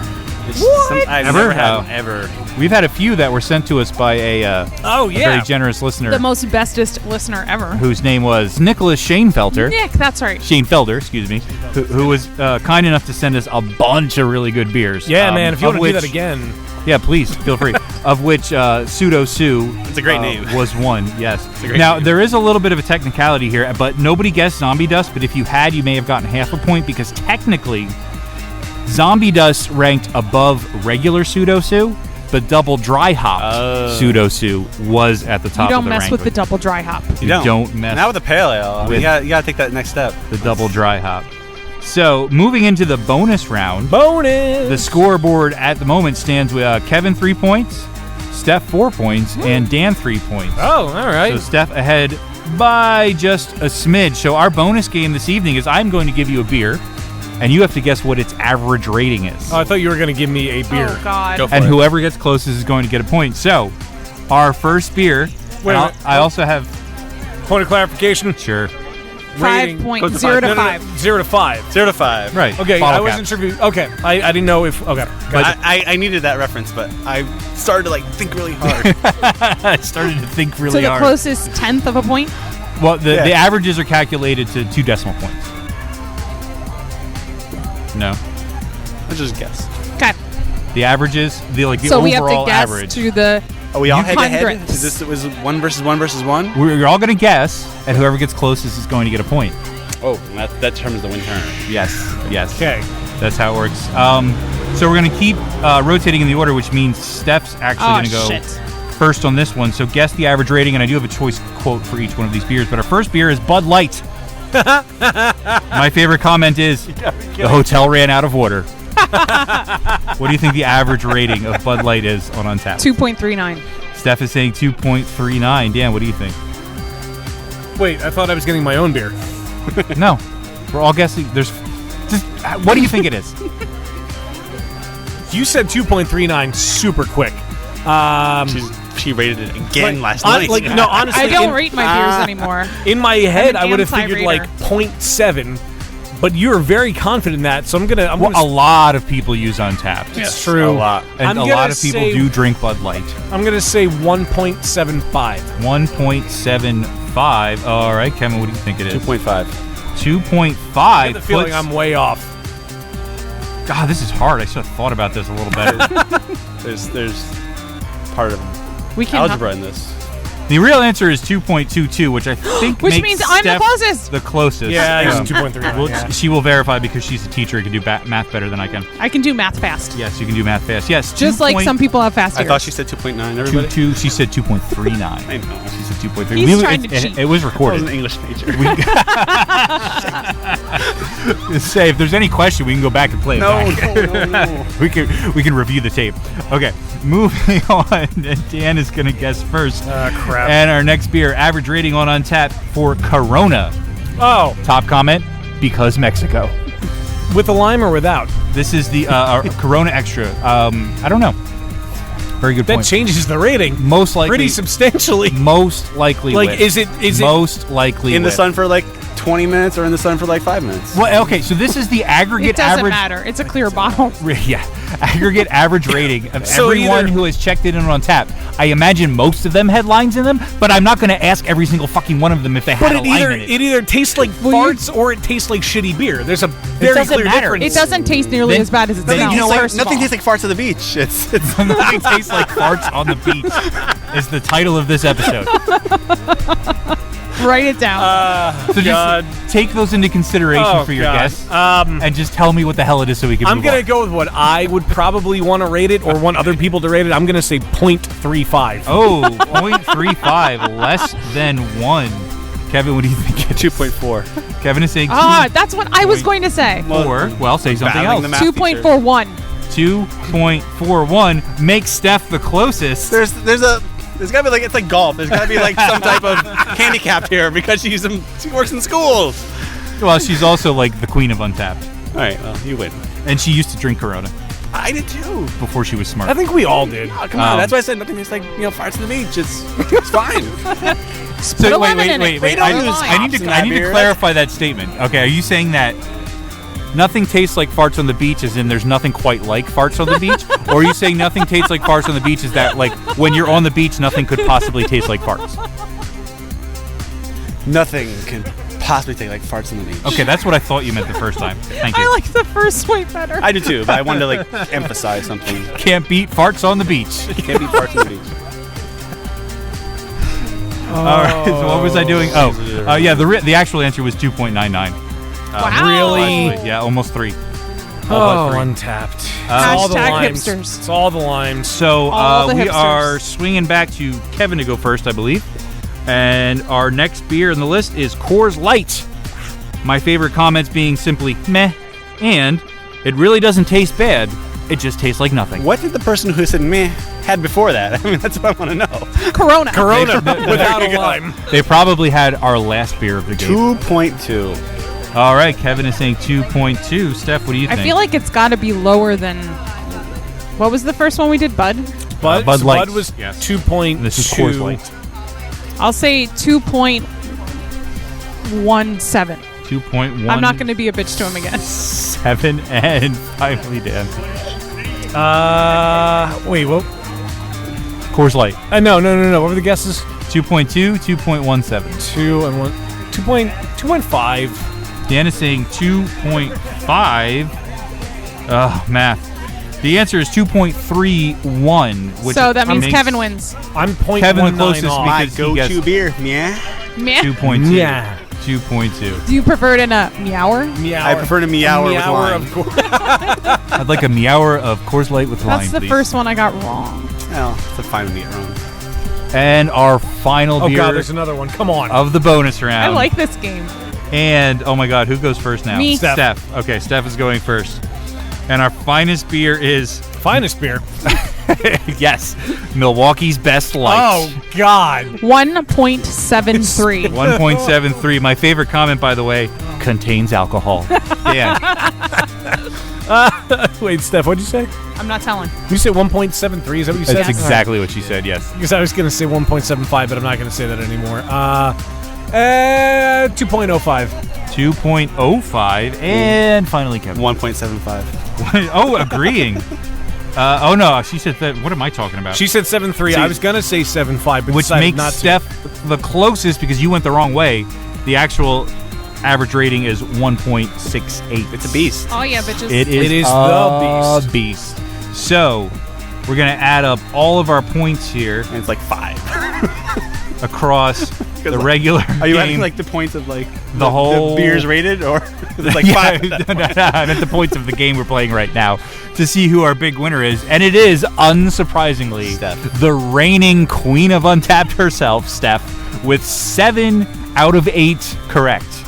Only Kinda one pissed I wrong. didn't get them all right. Only one wrong, which was actually, ironically, the rating of. Oh no, it wasn't Corona. It was Coors It Light. was Coors Light. I rated that one right. Oh, I'm sorry. Yes.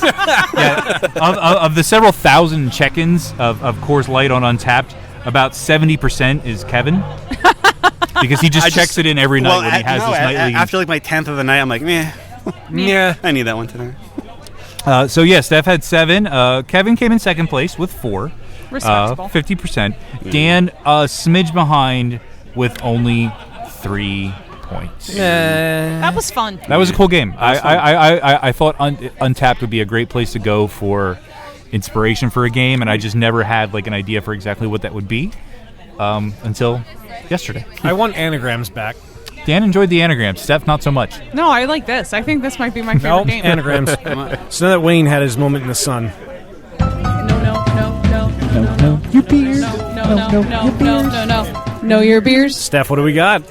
So recently I was reading articles on BYO.com, and I came across Brewing with Spices, Techniques by John Sticka from the November 2009 issue, and I thought that would be a perfect thing to talk about in this episode with Hidden River. So you probably know that beer was made with other herbs, spices, and additives long before hops became king of the hill. Before the 16th century, beer was often spiced with a combination of mildly narcotic, bitter, and preservative plants. Mildly narcotic. Such as mugwort, sweet gale, heather, yarrow, tea, juniper, ginger, caraway, nutmeg, cinnamon, and sometimes hops. So say you want to brew with some herbs.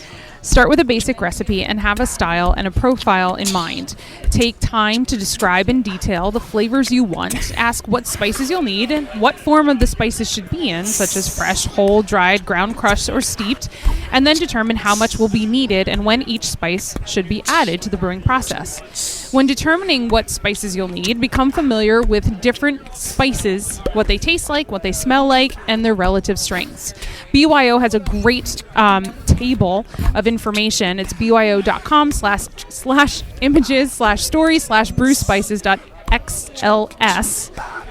Gives a table of information on the use of different herbs and spices when brewing beer. Very helpful table. Some of the spices you might consider using in brewing may be sitting in your kitchen all ready to go for you, while other flavorings may need to be purchased or harvested or even grown in your own backyard before you use them. Your local homebrew store is a good place to start for specialized brewing spices, or you may need to check a supermarket, a specialty food supplier, or even grow the plants yourself. If you need to crush the spices, here's some advice. Use a rolling pin by putting the spices in a Ziploc bag first and then roll the pin over them. Grinding spices can be done with an electric spice or coffee mill, but it's a good idea to have a mill just for the spices to prevent any coffee flavoring from getting into your beer. When deciding how much to use, consider the strength of the spice or herb, and when in doubt, use less than you think you'll need. Excessive use of a spice can ruin a batch of beer. And be sure to use a scale that measures down to fractions of an ounce or gram. Now, when to add the spice? Typically, the earlier an herb or spice is added in the brewing process, the more flavor will be extracted, but also the less aroma will be retained. In some cases, a particular quantity of an herb or spice, you might want to have some added earlier in the brewing process and some later in order to achieve the flavor and aroma profile desired. This is where careful tasting and good note-taking is essential while experimenting with various spices in order to develop a spiced beer recipe that meets your expectations.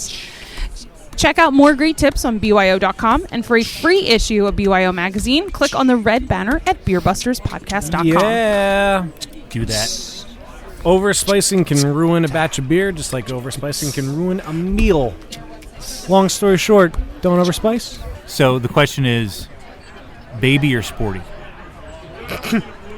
Spice? Yeah. It's posh. Posh.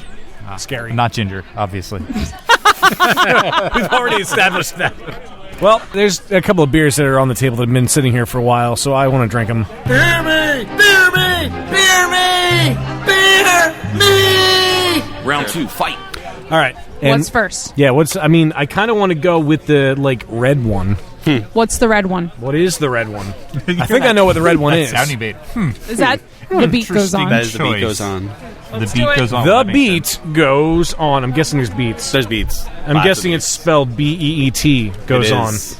We couldn't get those notes in the Oh, beer. you should have made it a goza. The beat goes on. I know, but that Oh, would have that been would've been so awesome. predictable. Oh no, it would be perfect. he's got a point. He's got a point. No, I can't. We did a goes with goes in it already, and I don't want to do the next one with the goes. Although I have one in the memory bank that's going to happen. are you sure? It is in the memory bank. It's not like the. Can I be? The Can I registered actually bank. try this one first? Go ahead. Go for it. Go I ahead. think Be it's- our guest. I haven't tried any of them. Do you like first yet. beats? I'm gonna. Who doesn't like beets? Well, Me? I want you to know. Oh, it It's a fucking beet smells beer. like beets. Holy It's a shit! beet beer. So explain to us about the beet beer. Beet beer. So. This is another one that supposedly has liver protection, by the way. Right, yeah. Just saying. Doug is Holy very shit, concerned it's a about beet everybody's beer. health. He's a good man. It's a beat to guard. So Beet. Beat to guard. it is really. Holy crap, that does smell like beets. It's a beat to guard. Very traditionally brewed with a beat to guard recipe. There's lots of Munich in it, a little bit of two-row, then German pills. It's got some cool grains in there. Obviously, the beet part came first. What came first? The beet did, and so we wanted to make a beet. Which came first, the beet or the beer? Exactly. So the beet came first. We had beets. We wanted to work with them. We wanted to make a beet beer, and we chose beet to guard because there's this earthy quality to beets, just like a beet to guard. There's these awesome, soily, I don't want to say minerally, but there's these characters that I don't know. You look at a beet to guard, and you want classic styles, and it sways every way possible. But I knew what I liked of a beer to guard. I go straight off beer to guards I had from Earthbrand Brewery, fantastic place to have a beer to guard, in my opinion. And so we went beets. We bought a whole bunch of beets, chopped up, processed, thrown in the mash. That's not enough, though. You're going to get some color out of it, but it's going to cook right out. So Doug pressed a lot of beet juice. Whatever we got from beets, he pressed it, and all the beets and the innards of that beet went right into that beer, and there's a beet to guard for Oh, you. it's like he knew we were talking about it. He did. I said his name. He suddenly reappeared. He's Oh my god! His radar went off. Save that day. Talk about the beet process. The beet process. processing the beets. Processing. We had a little table, and we were like, zoop, zoop, zoop. Zit, zit, zit. Yeah, but you need to see the There was no microphone, but there was 2 turntables in that picture. where it's at. That is where it's at. First, apologies for skipping out on you guys. Hey, it's No, fine. that's fine. You got You have a a business to tend a to. tap By the room way, I slash- destroyed them in the game. Just so you know. Oh, just nice. that's Yeah, all it you was need a very to get you back up to speed. we played a game and Steph crushed it. Nice, nice. So that's all you really missed. But yeah, so apparently you juiced the beets that were then added to the fermentation Yeah. in this lovely beet-colored The beet beer. beer is a crazy one. Yeah. So it was simple. We juiced it. We took the juice byproduct that all went into the mash. So we even got a little color, probably a little bit of sugar left out of that, and then that was just straight saison. You wouldn't have got any of the beet out of that. Maybe a tiny bit of pink, and then in the secondary, the beet juice went in. Just said, And it tastes like beets. bring the juice. But it's really good.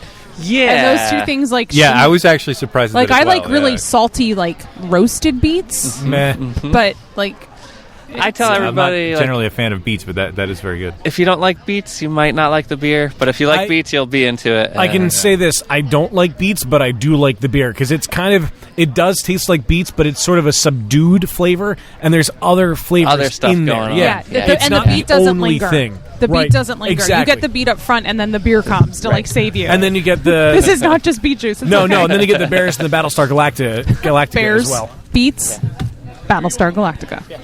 But you can't like do a beet beer without having the beet be very prominent. Or why are you doing it? You know? Yeah, exactly. You got to like you don't want to see beet in the name of a beer and then drink it and not. That's like saying there's ghost peppers in a beer and it's not hot. Yeah. Or scary.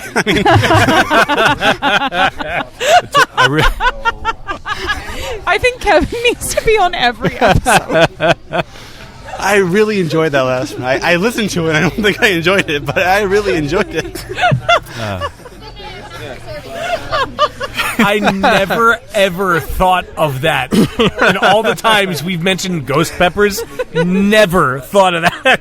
My family is in the ghost business, so it's like... It's true, yeah. Like, Doug's my brother-in-law, so obviously the haunted house, everything going on here. My wife writes ghost stories. It's like... Your wife writes ghost stories? She That's writes, cool. It's Doug's sister. She writes ghost stories. So it all, like, flows. Like, so if someone says ghost, I'm like, what am I going to come up with here? This is ghost. It's like, that's what I do for a living. Well, that and beer. I don't do it, but I know about it, so let me think about it for a minute. Professional interest. I actually planned that one out all night long. I was waiting for the opportunity for Scary to come in. I had that one in his back pocket, just waiting. So what beer's next? What's that? That would be this lovely... That lovely gem. Kevin? Do you remember which one this is? Can I smell it? Sure.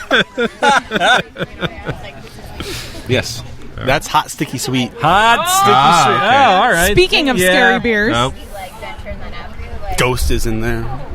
So that was my lead into. Yeah, right. Oh, Steph, this is the one Steph had earlier. you had this earlier. Now, I didn't try it when you had it earlier, but... no, I didn't let you try it. Well, exactly. But you were saying that, according to you, it wasn't overly hot, and that it wasn't Steph spicy, but is it regular person spicy? Is it normal, average human being spicy? It's not that It's spicy, warm. Dan. All right, so warming. Wayne It's got a says... mild warming in like the back bottom of the throat. That doesn't go away. It does kind of stay there. To the average person, doesn't go away. And you don't get that until the after. No, it stays there at the aftertaste. end and just lingers, and it's cool because the next sip comes and you're ready for it again. Yeah. And it's got in front of that like a really nice sweetness, hence the I hot, love the sticky plum. sweet. The plum Yeah. is so smart. It comes through perfectly. Yeah. It's got the lovely fruit character, and then just that mild burn, that little hint of warmth Mild burn. at the end, which I can tolerate because I'm a sane human being. This is like perfect opportunity because Doug comes back and it's like ready for this beer, and again another like, what are we gonna do? We made a beer to guard. Okay, what do you want to do with it? We made the beets, and then this beer is table saison. Okay, what do we want to do with it? Oh, let's do this awesome concoction we're working on. And Doug can speak about the chili pepper, plum, everything going on. Yeah. Go, Doug, go. This is kind of a little bit more how my role has evolved in the brewery. I think it's a good example of that plum beer, the hot, sticky, sweet. Table saison. I'm, finding difficulty finding time to jump on the brew side regularly, but more fitting my schedule is to do these kind of treatments and things like that. So with that hot, sticky, sweet, I had a bunch of plums from Weaver's and basically made a plum wine and blended that in first. And the idea of hot, sticky, sweet, I have to give props to Jillian. She was listening to Def Leppard, and like, you have to make that beer. I'm like, what beer is that exactly? Let's pour some sugar on me. Sticky sweet. I didn't even make the connection until right now. That's hilarious. So I figured I wanted to do the plum thing. We had the plums. I wanted a little bit more sweetness, so I made like a plum honey sauce with local honey and still a little bit extra plums. And then the peppers were a customer gift, getting back to customers giving us things. They gave us a giant jar of dried Reaper, Ghost, and habanero peppers. And so, just kind of blending, playing, treating, and out came the hot, sticky, sweet. It's tasty. It's I love tasty. it. It's my go-to beer during the week. It is really good. It's still right here if you would like. I actually had a whole glass of it. I know, before but we started. you like the spicy beer, so I figured it'd be generous. A little bit of beet beer here left too, if you guys want to. There is a little bit of warmth sticking around from this I one, wanna but hog it's it not. all. It's not unpleasant. No, this is nice, and it's a beer that people that really like spicy beers like myself can appreciate. Because of course my initial reaction was it's not hot enough, but it's a really tasty beer, and it celebrates what peppers can bring to a beer without being overly hot. Right. But also someone that doesn't want a lot of heat can drink it as well. Yeah, I put the peppers on for just a couple days and did it so that I could pull them out with knowing that I didn't want the peppers just sitting, and I don't understand the words that are coming out of your mouth. Because there's that balance again between like, okay, it's a straight pepper beer, but it came off at the right time. If it didn't come off at the right time, then it's just like, all right, one note, it's just too hot. And then, but if you hear that, Steph? One note. You said one note. My beers are not one note. No, but you said you found the plum. You found those other awesome qualities to it. And I think peppers on 2 more days probably would have ruined it. Yeah. No, and you can feel the warmth in the back of your throat. It's nice. I still feel it. So what's next? What is next? That would be this looks lovely dark lovely thing right here. That's Makeshifter. This is Makeshifter. Black IPA, double black IPA. Ooh, a double black or a black double IPA. Double black IPA. It's an I double black AA. I double black AA. What is happening? What is happening? Which is actually the first 3 words of the description of this beer. We want most people to leave here saying those words. What's happening? What just happened? We brew a lot of IPAs, but we also we like dark beers, and you can't do a better beer than a black IPA. And if you're doing a black IPA, it better be a double black IPA because you want some warming notes. You want some cooler grain complexes coming in there, and then you want the shit over hopped with hops that still try to combat those cool grains. This is very delicious. nice. It's roasty and hoppy. It's got and malty and that deep so roasty, like you said, like nice malty character. And then the hops. Oh, that's really, really good. It's a style that when you get right is so fantastic. I like that style. It's definitely a style we both really, really like. If it's done right, you get slight chocolate, slight roast. Not overpowering though, that you're trying to find the hops. Right, exactly. And it's not a hoppy stout. You're trying to blend that thing perfect. And we try to do definitely one every once in a while.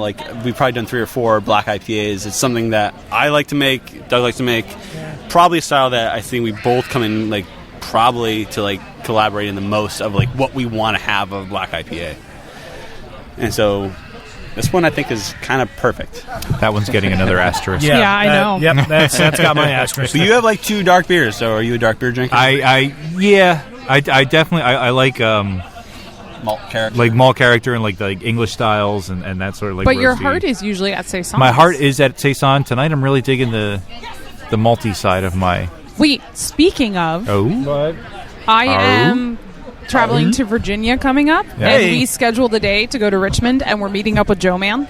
Oh, that's cool. And hi, Joe Man. Hi, Joe Man. He is going to send me back with beers for all of us. Nice. And he's like, I know I need to find nice. spicy beers for you. He's like, let me know what Wayne and Dan want. And then text later, I assume Wayne wants Saisons and Dan wants barrel-aged beers. Yeah, that's pretty much about you right. know us so well. He does. Right. I would say hug him for me. But I Joe will. Man, here's a hug through your ears from me. And here's an autographed high five. Don't hit the mic. Well, I hit it through the pop filter. It had a little protection. It's kind of like a condom. Pop. It's not pregnated. It's that time of the evening, ladies and gentlemen. There are holes in the There is. pop filter. Yeah. He poked holes in that microphone before. Well, especially this is the old pop filter. This has more holes than that one. And No comment. This one's been around the block. and out of the condenser mics, that is the most phallic. I'm going to sit in the river right now. It's getting a little chilly. I don't know. So there's one more beer on the table. Uno más cerveza. What's that last one there? That's our fodder. What is it? Our fodder. Our fodder who art in heaven. So what's the story behind this beer? It's kind of perfect, actually, if you look at the name and what went into it. So you can talk about it. It's a heavily oat biscuit beer. I mean, it's a double pale ale, we're going to call it. Double pale ale. It's hoppy, but there's a lot of cool malt complexity going behind it. But where the malt complexity comes in is definitely with the oat malt and the biscuit malt. What is fodder? But can you speak about that, Doug, a little bit? Nope. No. Well, so fodder. I'm not going to help you out here, man. It's food for livestock. It's food for cattle. Right. So there we go. It's our fodder. Oats and grains. Oats and grains. It is your fodder. And it's a fun way to, to poke fun at things that we like. We want to celebrate everybody's aspects of everything. So it's we look for things, I think, here that hey, let's just embrace everybody here. So I think our fodder is freaking fantastic. I think I laughed for 24 hours now. It went on yesterday. It's been named since yesterday. It's a fantastic, funny name. and it really works with what the beer is. With the beer, yeah. So it's a double pale ale, hopped with Columbus and Chinook throughout, heavily hopped with both of them, just to combat that biscuit, which is that heavy, like, nice bread crust coming through, oat, which is just nice bodyful thing. And so you're looking like a 7.2% pale ale, double pale ale. Ooh. It's really good, yeah. You got cool malt complexity behind it. You're not like just like, oh, it's malty. There's hops behind it too, but there's everything. It's a little jowly. It's a little jowly. A little bit. That Chinook like really hits jowly. in there, and then that Columbus, which we use Zeus right now. It's like Zeus is just like really like giving some cool like dark fruit notes, finding its way through those malts, and it's like I think it's spot on, fantastic. It's delicious. It's jowly. It's earthy. I get some extra like herbalness out of it. I like this a lot. It is very earthy. That's a good description. Yeah, It's earthy. Yeah, it's very nice. Thank you. From the earth. Earthy in all the right ways. Very rustic. Goes well with the ghosts and Scary. and the scary. Now, Steph, you started with the Galactic is spicy this one? one Yes. before we started. Wayne and I started with Galactic, Which and I didn't have yet. It's delicious. It's fantastic. It's light. It's got a really nice hop bitterness for a session beer, and then it kind of the hoppiness lingers there for a little bit, and then it's gone, and it invites you back in for more because you want it there. It's a very well played out beer. Thanks, man. That's what I'm here for. I agree. Cool. I would hope so. It's a session IPA. It's exactly what the style is. It's not hop tea. It's got body to it. It's got cool bitterness. The hops all definitely have their own role. Like Galaxy comes in there, and I think there's a quality of Galaxy that hits earthy and then hits Citra, and then there's Citra in there, which kind of brings back the whole entire thing. You can go overboard Galaxy and find yourself with a beer that you don't really like, and just you don't want to do it to call it a Galaxy beer. So you want to have some cool hops, I think, in my opinion, that like play with each other. So like there's Galaxy and there's Citra, then there's that Amarillo, just to give that like that fruitiness to come back with it. And so if you do all that and you like the beer and it's like it's not tea, it's like got some body to it, I think that makes for a good session IPA. Or you're looking at, again, I'm going to say it again, hop tea, or you're looking at maybe like a malt bomb that has hops in it. Right. Neither do you want to call it like a 4% like beer. So you want this to be like something you drink all day long. Like I would drink. You want it to be something you drink. all day long. Something you can drink. It is definitely, as the kids say, crushable. It's And I'm about to finish it. Sorry. I think there's all you. there might be a crush funny quote in there. Oh, there is? I don't know. It's getting a little dark. I can't It's getting read dark. Maybe a funny quote that came in this morning. What's the quote? A long time ago, in a galaxy Oh. far, far away. No, I A think recipe for dishes. at the end. Are there quote marks around it? Because that's Yeah, what there May the should be. beer be with you.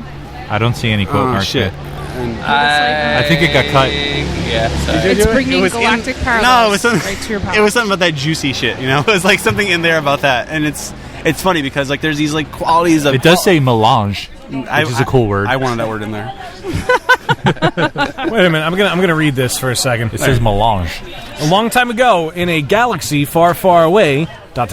a recipe for a delicious session IPA was sent to the future, and through the portals in the Wait lodge, a minute. we Are were at granted Tired the chance. This is very. We were granted say the we had chance to tired resurrect it. Hopped with Amarillo, Citra, and Galaxy, a zippy hoppiness lends to refreshing and bold citrus through and through. A bright, intense melange and tangerine and grapefruit flesh with a slight vanilla note brings galactic parallels right to your palate. May the beer be with you. That's awesome. I didn't even know all that. That was pretty epic.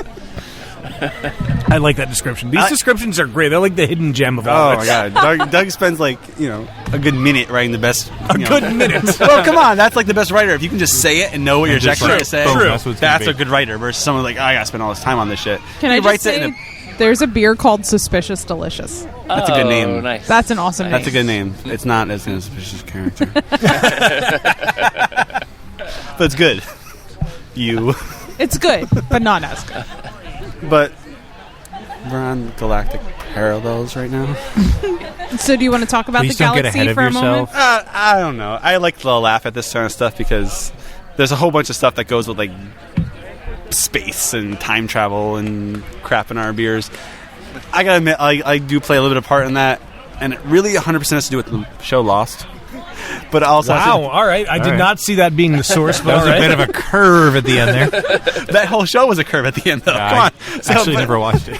It has to do with like the whole thing with like I think it has to do with ghosts. I think it has to do with like everything going on here, and I don't know, like trying to find your place within the place of other beer, other breweries, like trying to find where everything falls between each other because there's so much going on right now, and trying to find your own place in it is really, really hard. And so I don't think it's about making your mark anymore. I think it's about just producing having quality, good beer. It's about having ghosts. Wow, we just got Ghosts. deep for a moment there. We did. That was my deep moment. And then Wayne And went I had with to ghosts. just like Wow, piss all over I it. was I'm sorry. actually, like- I apologize. Eyes wide, listening. No, yeah, that's true, and it is. Well, it is true that like you said, there's a lot going on. Breweries are popping up left, right, and center, and you do kind of have to figure out how to make your mark without being gimmicky. Because if you're gimmicky, you're not going to last. Yeah, you're not going to last. Yeah. It's and you're not fighting against like breweries across the country or breweries like even like in your own like region. You're not. I don't want to think you're fighting against breweries like around the corner. I want to think you're all working together. But at the same time, I want to say like what makes you not different, but what makes like your beer good. And I don't know. When I look at like beers and beer naming, sometimes I have a tendency to move toward like this like galactic / space travel thing because I think like everything's moving really, really fast. And just stay in it and like just don't get off and like you'll have a lot of fun. And as long as you're having fun within the whole entire thing, you're not like bored or you're not like stressed out or you're not anything. Which Doug would probably tell you all those things. But it's part of it, I think. I think part of it is like it all comes down to just making awesome beer. And if people think it's awesome, then it's awesome because what else is there? Just like a rating thing to tell you what was awesome? I mean, there's more within that whole thing. I think there's got to be some depth that you find awesome about like what you wanted to make, what people drank, and at the end of the day, like what was like the purpose of all this. And I think that's where like all the beer here comes through. It's like it's all about like I don't know. I like to use the word depth because that word depth like means to me like it's all for a reason, and that's what I think this whole thing is. It's for a reason. I'm digressing. We should just end the episode right there. Beers for a reason. Oh, shit, there's one more beer. No, there's more beer to drink. More beer to drink. No, But that's a very valid point. It's awesome. It's awesome. Very well said. When we have brewers on and they wax philosophical, if you will, tends to happen towards the end of the episode. I don't know why. After several beer tastings. But yeah, it's great. It's great. Am I on six still next to me? No, but it's great to have to hear brewers talk about beer, in such a passionate way, and like sort of understand exactly what it is they want to get out of what they're doing and why they're doing it, because that makes great beer as well. Well, we all want to believe we have a purpose, and that what we're doing means something. And your purpose is to make great beer, serve great food, and make people happy. Our purpose is to drink really good beer and talk into microphones while we do it. Do we not exist when we're not here then? Never. No, we don't. Can we drink this last beer, please? It's a 10.5% beer. I'm starting. Thank you, Kevin. You're hired. I find places to speak my mind. I find places. So this is Suspicious Character, right? I think it's actually called A Suspicious Character. Yes, there is an article in front of it. We are fans of articles. And I forgot how to spell character for a second. I forgot to spell parallels this morning. So it's okay. It's a really hard word to spell. It doesn't. Normally, big beers you have like in the aroma, you're like, shit, this is going to be really. This doesn't. I think it tastes big. Wait till you Does taste it really? it. All right. The aroma is very suspicious. If Deceptive. Oh, I think it suspicious. I see tastes what like you a did there. 10% beer. Like you drink that and you're like, yeah, this is Oh, yep. You feel it. You feel it's yeah. nice. It's nice. So what's the story behind That's nice. A Suspicious Character? I don't even know. I thought the Suspicious Character was the Hop Hercules. But there's probably something beyond that. So this beer was being made. Doug and Josh were brewing it. My child was being born. And they're like texting me at the same time like, oh, it's so your beer and the child were being born at the same time. It's a suspicious character. Maybe he wasn't supposed to be like, as cool as he is. I don't know. We've got one last minute beer to drink, and we gotta point out it's not from the wonderful guys here at Hidden River, but this is courtesy of a listener. An awesome An listener. awesome listener who said that I sound like I look like a GQ model. And I No, have 80s he said mom no. hair. Wait. To clarify, he said you sound like a GQ model. He never said you looked like a GQ No. model. I sound like I look like. Did he say you sound like you look like? I mean, what's No. the difference between Were those his exact sound words? like and look like? Wait, I think what's we the need- beer? We need to clarify. Anyway. Sounds like Anyway. G in the letter. This Q. is Genesee Brew House salted caramel chocolate porter, and right. it smells like heaven. I was going to say we were Wow. told. Steph was told we have to smell Oh, we do this have an extra. on the I'm air. sorry. There's And holy mother! I of was smelling everybody else's. shit, that smells amazing. Yeah, it smells like salted caramel. And Yeah. Oh my as God. advertised. yeah, is that's nice. spot on. Wow. Ooh. I kind of don't want to It's drink really- it because it it's- smells so good. It's really sweet. Like I think like I couldn't drink more than like a bottle of this because I'd be like that's a bit rich. But it's Oh, my God. really Oh, good. wow. Oh And my it God. sits No. Oh, my God. It tastes exactly like a salted caramel. 6.5%. 5%. Wait, ABV. 6.5? Yeah. 6.5. Drinks. There's, a nice like maple syrup aftertaste as well. Wow. So this is incredible. There's a lot of maple syrup in there. It's like Yeah. burnt dark maple syrup, Yeah. though. It's Yeah. nice. And it really comes in at the end. Yeah. Oh yeah. The salt's Anyone there. want to guess the Untappd rating? Oh God. 3.1. I'm gonna 4.2? say. No, that's probably a bit high. I'm gonna say 3.15. I think it's too sweet for the hipsters. 3.75. I'm going 3.15. 3.75? 3.2. 3.175. Doug is the winner. What is it? Hey! 3.93. Oh, all right. okay. The hipsters love it. Way to go, Yeah, hipsters love Untappd. But don't It's hipsters really rate good. it like 1.3? It's not cool. They probably do. They just don't drink it at all, so they're not even in the mix. I don't rate. Well, thank you, Dow J. Yes, for Dow, thank This is you awesome. so much. Really, And really Thank good. you you, can thank you. tell all the single lady friends that you have that I am a GQ model if you'd like, There's pictures of them on the internet. They can look for themselves. and see just how true And I'm that not is. the They dad can just from look Leave It at to this Beaver. Untappd check-in of you holding the bottle. There you go. It's scary. I will, however, clarify that Steph does have 80s mom hair. Today she does. No, she Yes. doesn't. No, that is not 80s mom hair. That looks good on her. It does look good. It's Sandra Bullocky. I It's complimented Sandra you Bullocky. when There I you got go. out of the Sandra car, and you Bullocky. didn't hear it, but Wayne heard it. So somebody can vouch for the fact that I Not, complimented you on not, something. we got to clear. Not Bullocky like Bullocks. No, or like Sandra Bullock. I never spend time on my hair. So wait, are we ever. talking? What level of Sandra Bullock are we talking? Oh my God. I didn't mean to say it. 3.75. Well, no. Are we talking like Speed? Are we talking the mailbox movie with Keanu Reeves? No, we're Or talking are we- dexterity. So, Dan, I'm going to take over for a moment here, but before Oh. this derails too much, I just want to remind Is this a everyone. mutiny? I just want to remind everyone, July 16th, Yes. the first anniversary of our friends here at Hidden River. So be sure to check their Facebook There page will out. be 126 beers on tap. I think we said. Yeah, that day. All right. 126 beers. Give or take, all that of them. might change. Don't hold them to Hashtag that. all the beers.